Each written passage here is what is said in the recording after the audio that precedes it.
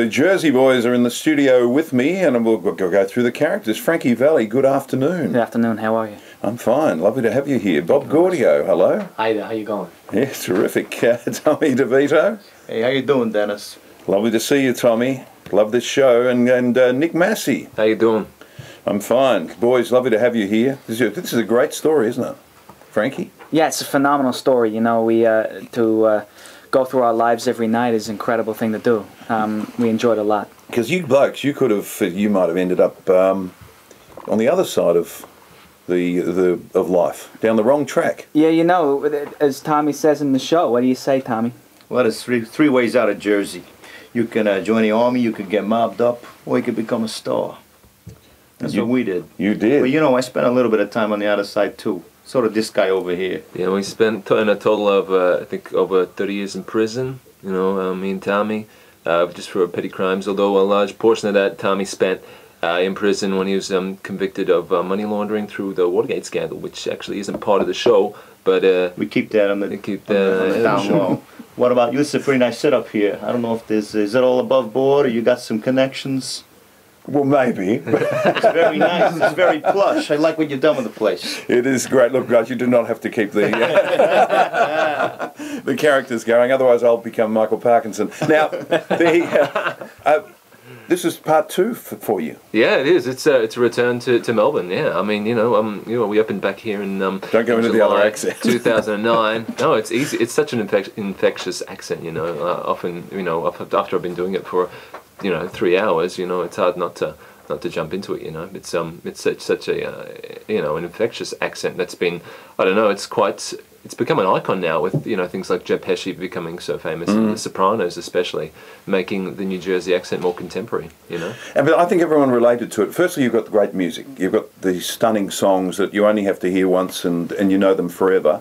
You've also got that great story of fellas from the potentially the other side of life and making good. Yeah, there's plenty of shows out there that have amazing catalogue music in them, as this show does. But what sets this show apart is the story and I guess the characters. You know, it's a show about four guys.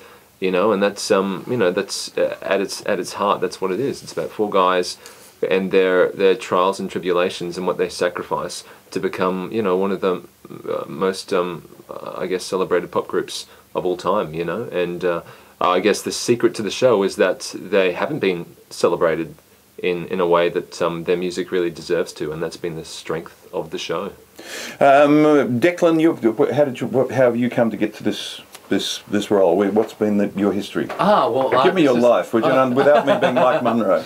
Well, this is my professional debut in a big, blockbuster musical like this. I went to graduated from high school like 2 years ago, and then went to NIDA and did a music theatre course there. And this is my first thing I've gotten out of NIDA, and I'm just so amazed and grateful and astounded that I am playing one of these four amazing characters in this blockbuster musical. So not long out of NIDA and straight into a major. Yeah, it was about 6 months. I was auditioning for about 3 of those months, and then I got the call and I joined in the latter half of the Sydney season to play Bob Gaudio. Wonderful. Anthony, My journey is a little longer. Give me your history. Your life.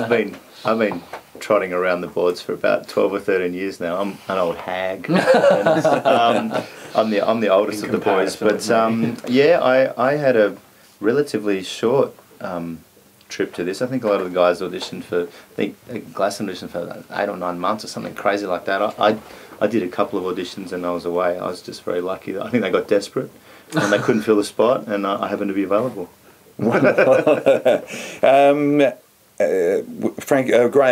you're going to call you Frankie Graham. Have I interviewed you before? Yeah, with the 10 tenors. I think. That's what it was. Quite some time ago. Yeah. You get to my age and you think, have I or haven't I? And I have. I thought I had. Yeah, I've been around for a while. Yeah. And this is wonderful to play Frankie Valli. It's incredible, and we were talking before about what a privilege it is for us to still have access to some of these guys. I mean, we met Frankie back in April in New Zealand, and that was at the conclusion of our rehearsal season. We'd done, I think, 5 weeks of rehearsals, and so you research and you invest in this character, and then to actually meet the guy himself is an extraordinary thrill, and it sort of reconsolidates, I guess, the success of the show, which that it is a real story about these guys, and there's no untruths, there's no embellishments. It is a phenomenally good story, and I think that's what the audiences respond to. There's nothing made up. They see real guys and real three-dimensional characters, and part of that is because they're so giving of their time to us. And Glaston Toft, you're a repeat offender, because I saw you in the show. Yeah, originally. Yeah. It's been great. You know, the show is it's been going for over 3 years now in Australia. So it's been incredible to watch the success of the show. You know, like when I first opened here in Melbourne back in July 2009, like I would tell people that I was in this musical called Jersey Boys, and they had no idea what I was talking about. You know, so it's been incredible to watch the public's perception of this show get out there, you know, because people don't know what it is. They go, are they a band? Is it a concert?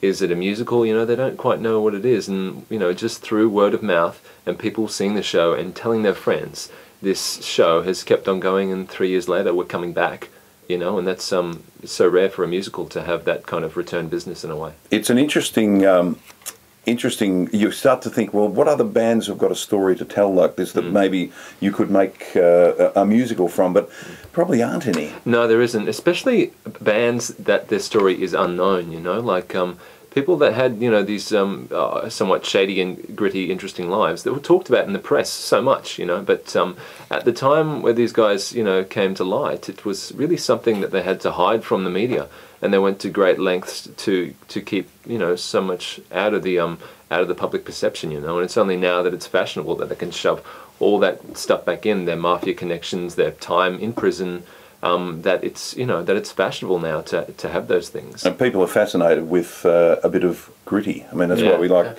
Underbelly, just to see how the other half live. Boys, it's wonderful to see you all. Graham Foote, Declan Egan, Anthony Harkin and Glaston Toft. When's it kicking off?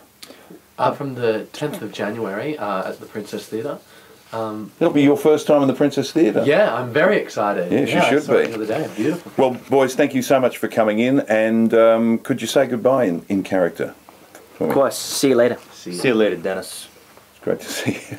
He doesn't talk much, that guy. He's great. He is great for radio. It's the strong silent type. That's what I am.